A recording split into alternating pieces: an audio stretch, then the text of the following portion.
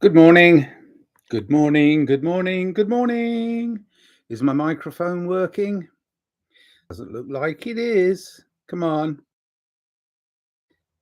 Hello, hello, hello. Oh,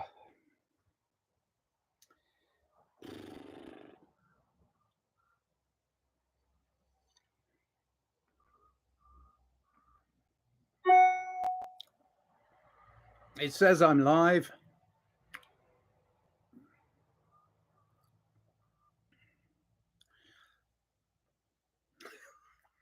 I can't see. Where are we? Oh, oh. Did it try? Did it try?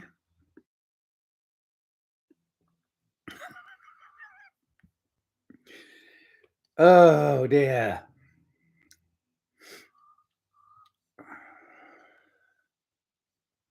Hackers and the algorithm.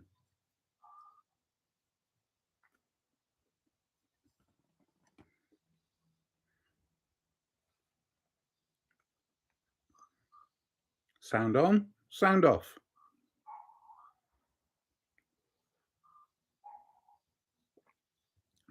As you can see, I'm in America. Cold pizza for breakfast and a cup of coffee.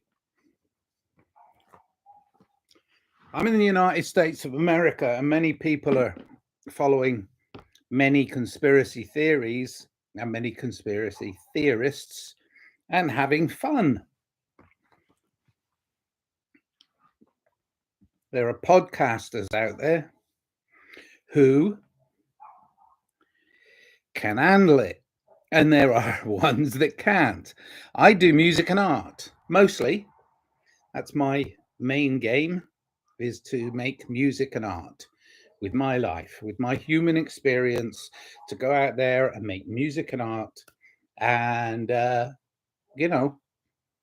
obviously, I'm one of those young, pretty boys in a boy band that's owned by a major label and signed over my soul to the demons of industry who want to own you. Obviously.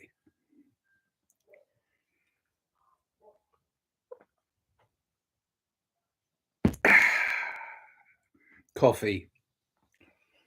The thing is, what threat do I pose to the digital takeover of almost everything to do with this modern technology? What threat do I pose trying to scratch a living out of making my content available digitally through various platforms that people use in social media? What threat do I pose to those that try and control us? Because there's got to be somebody behind it, because it's artificial, you see. It can't be real, not like this pizza, which is actually very nice.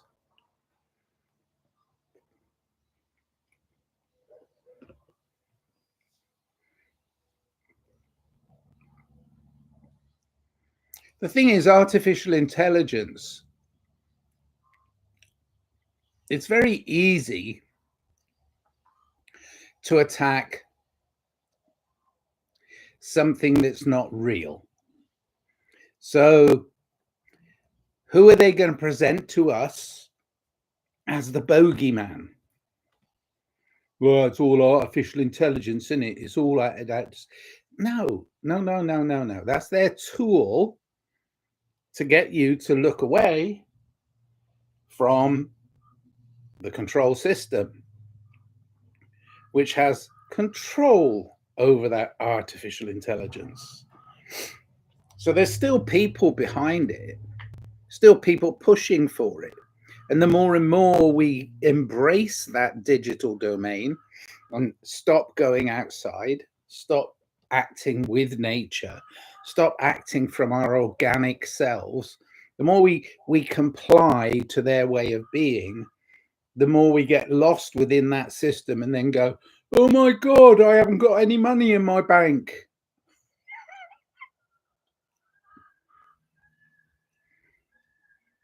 It's not them, it's not your money they're after. It's the control, the psychological control of humans through fear of an enemy that is faceless. Oh my God, we're scared of the demon. Stop it. It's just a tool.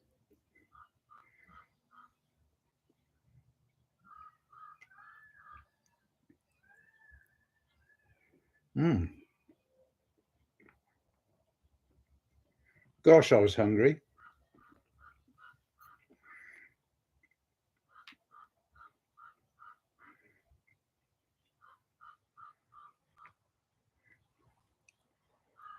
I recently put up. I'll put the link in the show notes. I recently put up a new song called No Thanks. And it wasn't, see, there's so many ways people can take that. If it's just those two words, no thanks. But really, what I meant was no thanks. So I should have put an apostrophe in there. But of course, that gets confusing for people. And even though I don't mind confusion, I don't mind a little bit of chaos, because with all these people on this planet, us on this planet, there's bound to be a bit of confusion. So it's all chaos and imagination, isn't it?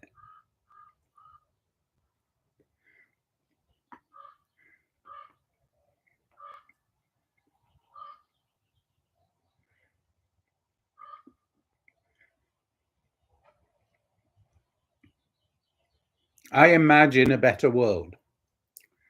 I live my life that way. I make music, I stay creative, I stay artistic, I try and help others, blah de blah de blah, right? So I'm very organic in that. And even though I have the ability, where from, I've no idea, but even though I have the ability to work amongst the chaos, that's a good word, isn't it?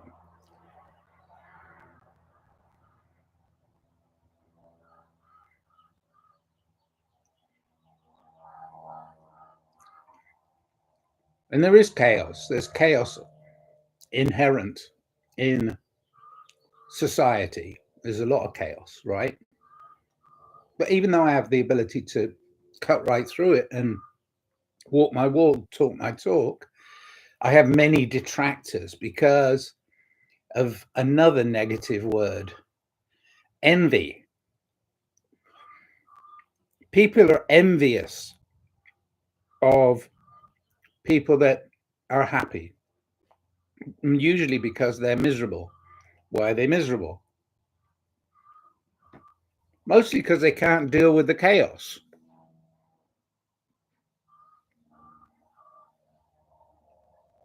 Years ago, and I've been duped. Oh, believe me, I've been duped so many times. But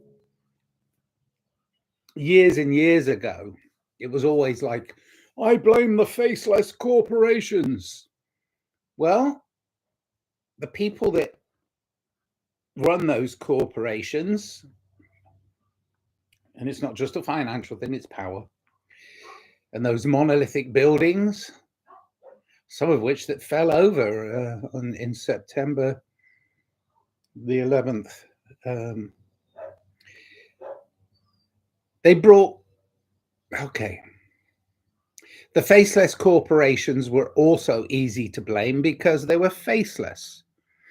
Throw a brick through the window of the bank. I was on a rally, a pro-peace rally, they got infiltrated by, and I can spot them a mile away, usually. I mean, nowadays, I don't know so much, but because I don't really go on any of these rallies and pro-peace marches anymore, because there's so many people that turn to violence. And I can't stand violence. Oh my gosh. The violence inherent in the system, bleh. But I might have to take to the streets again at some point. Who knows?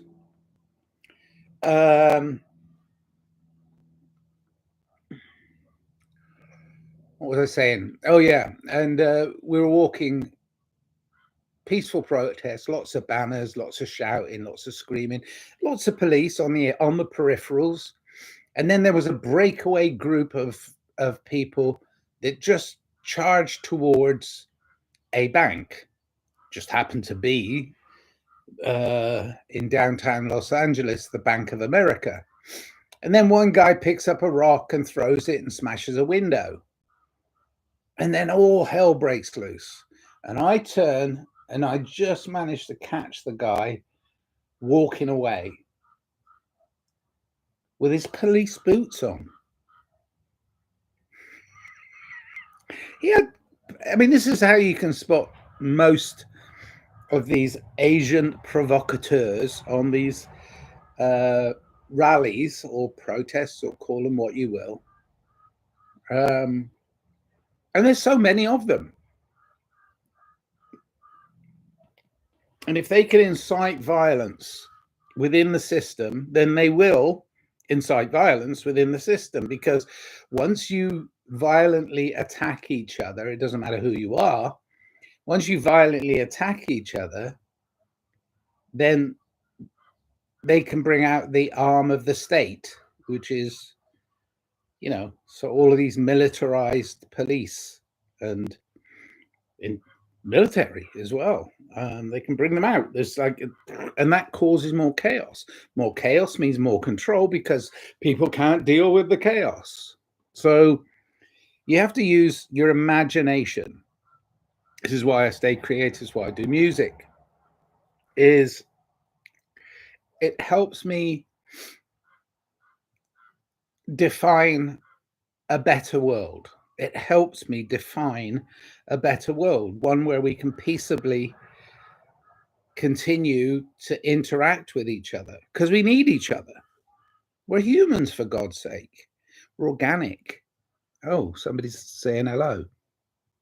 Adam. Oh, sorry, I'm going to shout you out. If you come into the chat, I assume you want to be known, even though you've got these funny names.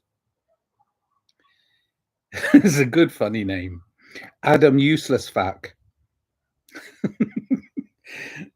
A damn useless fuck. Yes. Okay. It seems the younger generation is just waiting on full automation of the workforce and a universal basic income. It's from the old country. Adam Useless Fuck. I like that. Yes. I want to approach this more, because your statement is probably correct in a lot of ways, and it's sad. But universal basic income, see, that's dealing with money.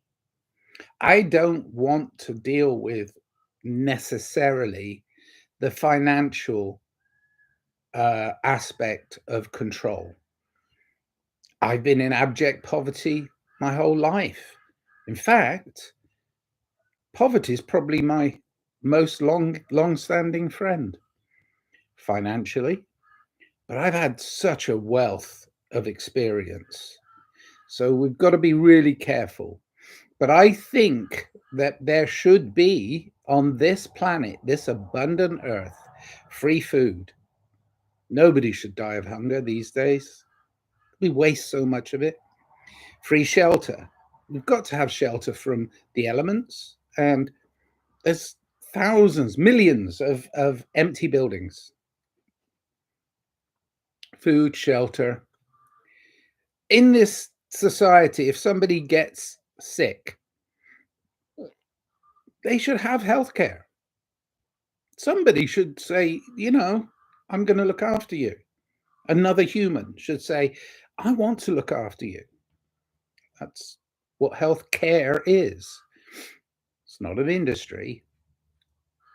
It's dealing with your health. So food, shelter, healthcare. And most of all, and my children are going through it. I mean, my eldest daughter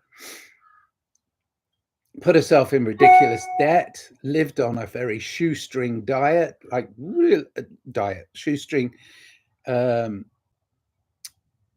way of living, like lived so cheaply to put herself through college, so as she could get the job that she enjoyed and she loves, and it's reasonably well paid. But if that education was free, then she could have learnt much more about how to survive in a system that will digitally take over most of our lives, because that's what the controlling people want.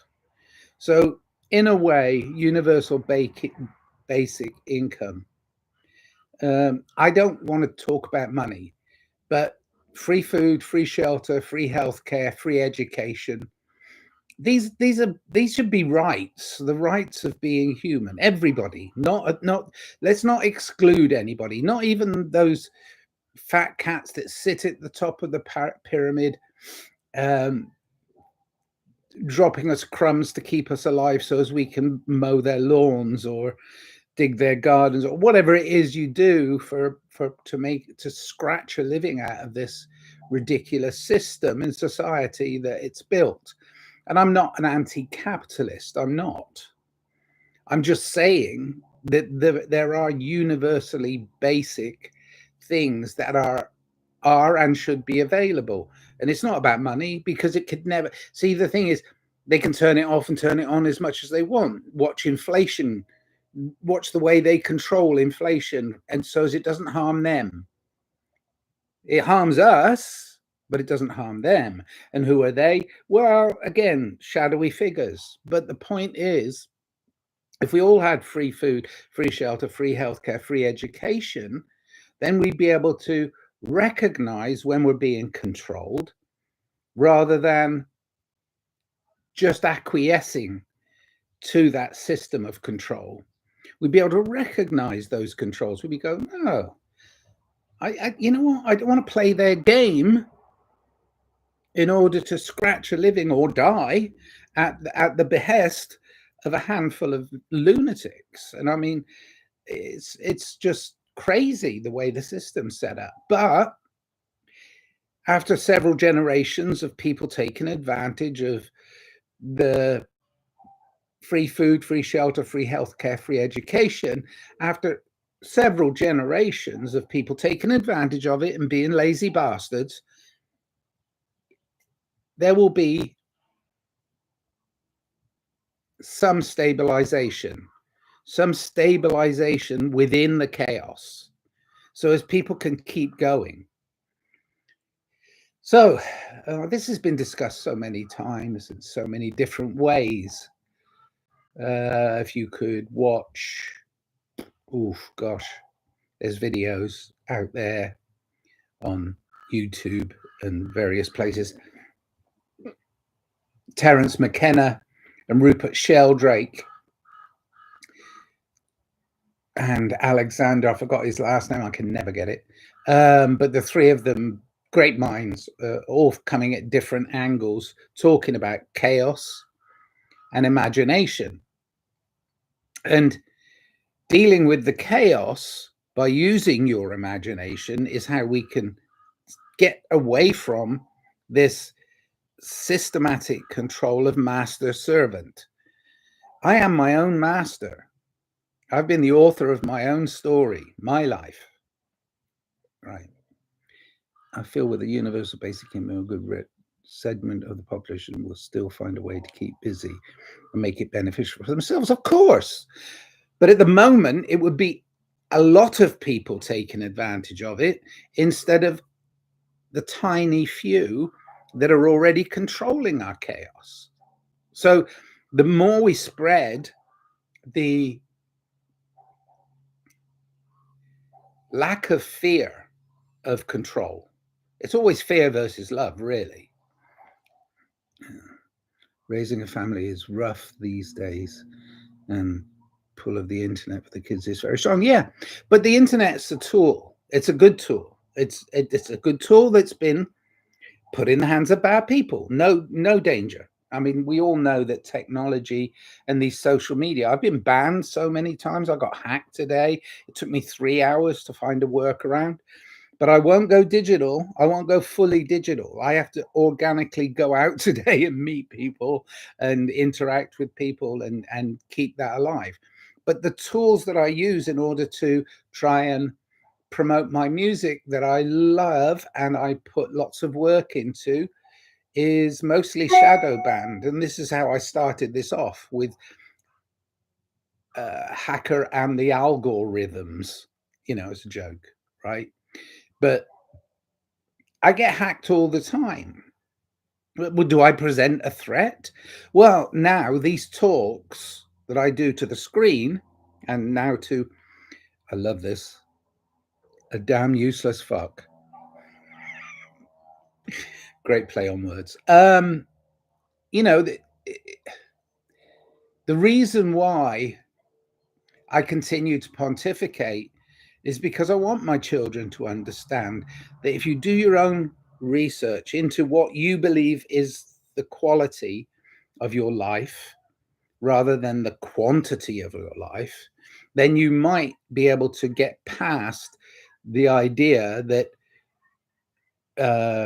greed is the most important thing. You see, greed kills. It just does. If I have, no, I just had a slice of pizza, but if somebody else was here, I would offer them a slice of pizza. Even though I don't have more than a slice of pizza, I would go back to the kitchen with my slice of pizza and I would cut it in half. Do the people that you think are in control, do you think they would do that? Greed kills. You got to, and if you start there, greed kills, and then you can end wars because we don't fight over anything more than controlling another population, control another place, control another person. It's all a control system. Anybody who declares war on another person or another place or another corporation, war is pointless. They never go in themselves. They send their minions. We're still playing master and servant, and that's a stupid game. Sure, you can have fun with it with you and your missus, or having fun with your mates and all that stuff. It's great. You've got to have a sense of humor about this.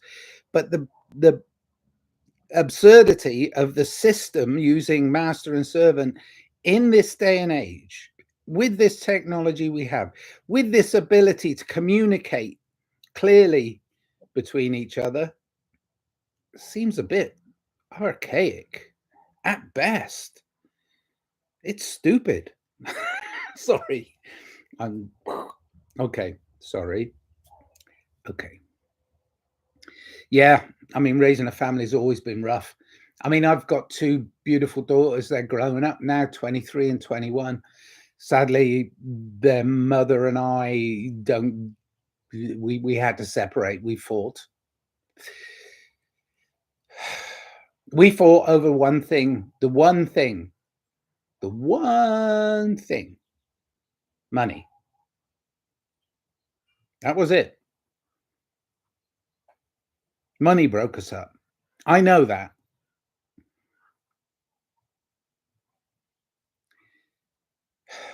But I know that in here. And I'm still here. This is the house I left and moved away and only just round the corner. I was always close to my kids. And she, because of her beliefs, said, yes, they need a father.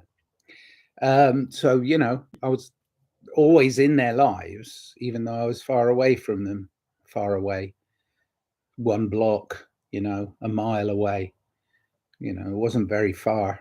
And I was always there for them, and I always will be. And I love my kids very much. But this idea that there's a single template, a single, oh, we have a problem. Here's the template. These are modern problems. Yeah, sure, we're still being so reminded of a better time. Well, nostalgia's not what it used to be. It wasn't any better when I was a kid in the 50s, 60s, 50s, 60s. I was born in 56. So, we have to advance through love, through unconditional love. We have to love each other. We have to care for each other. That's all I want to do, is love and care for my beautiful family and friends as much as possible, many of whom are falling by the wayside. I mean, eh, most not at their own behest. They're just dying of basic need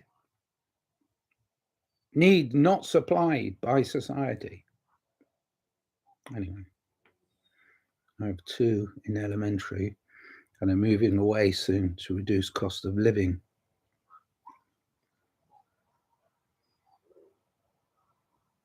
Arizona will slowly drain almost anyone. I don't think I mean, this is one of the ways I was duped many years ago. It's nice you're in the chat because it reminds me of things. I've been duped many times by this system. I've been living in the United States now for 30 years. I go back often enough to England, where I was originally raised, but it was in the West Country. But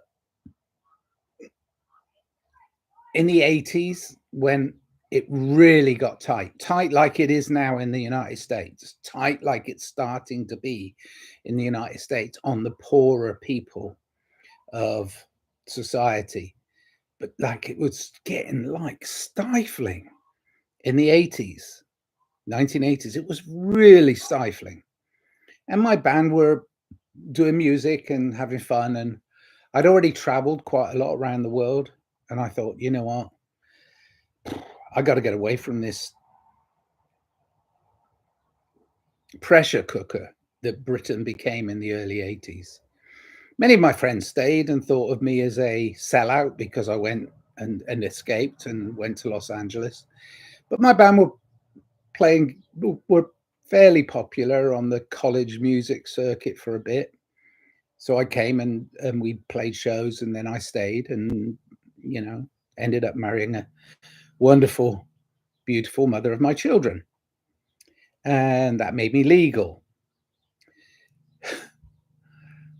Not that I consider anybody to be illegal on earth.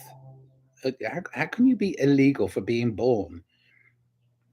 You don't choose where you're born, for God's sake. Anyway, I can get into all bigger subjects, but the point is, when I escaped, because I mean, you say you're leaving probably Arizona. It sounds like postal Arizona will soon drain almost anyone. The I'm in California, and it's ridiculous. It's ridiculous. I'm in Los Angeles, like Greater Los Angeles. I'm on the outskirts.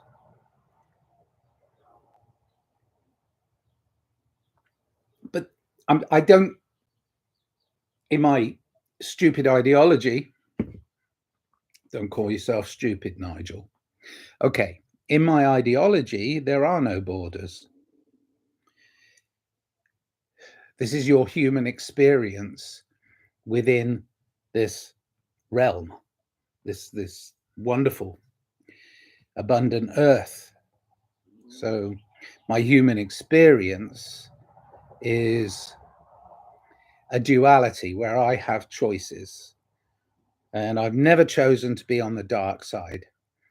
I've been duped into looking into the dark side, but I always carried my own little flashlight, torch, carried my own torch.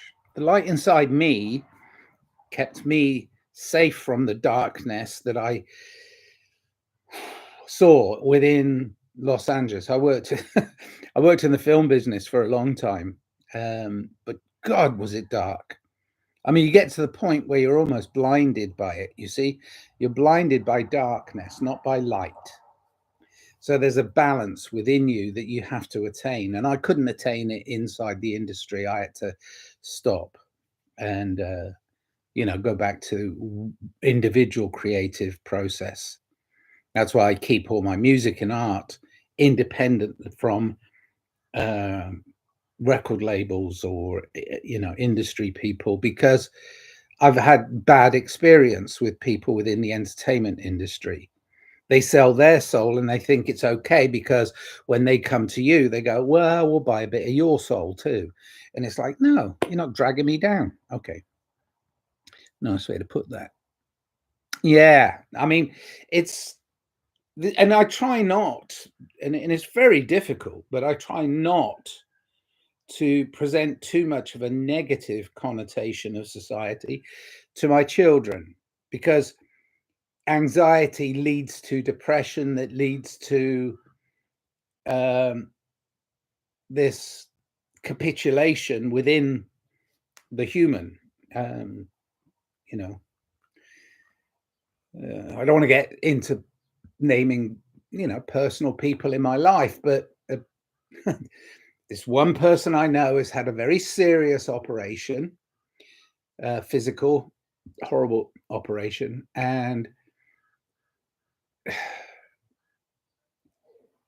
she's dealing with the fallout from that operation because so little is really known. I mean, they'll save your life and put you back on your physical self and push you back out. Go on, back in the workforce, which is great, but there's no post care. In the post care she requires, because she went in with an ailment, she still had that ailment leaving, but she had this physical thing fixed. But it had incredible results on her pre-surgical intervention that has exacerbated her pre-surgical problem. So and she doesn't understand why, because she ultimately trusts the medical profession, and these doctors know when they can physically patch you up, but do they know the long-term effect on all people? It's not possible. So anyway, she's dealing with that, and I'm helping her. All right, that's the end of my pontification, because I have to. Oh gosh, over 30 minutes. That's it for today. If you get a chance, listen to my music. I try and make independently songs. I think, I'm pretty sure of this, I think I've released 19 songs this year, 2025. 19 singles so far. Take care. Yeah, you too. It was nice talking to you, and answering questions, and trying to give my perception of what's real. Tank Farm Studios. Have a good one. Sorry I missed the stream. It's okay. Hopefully it'll post. Um, Tank Farm Studios. Okay. Lots of love. Peace. Try and stay on the path. Stay organic. Be real. And use their digital tools, but be aware that they'll suck you into this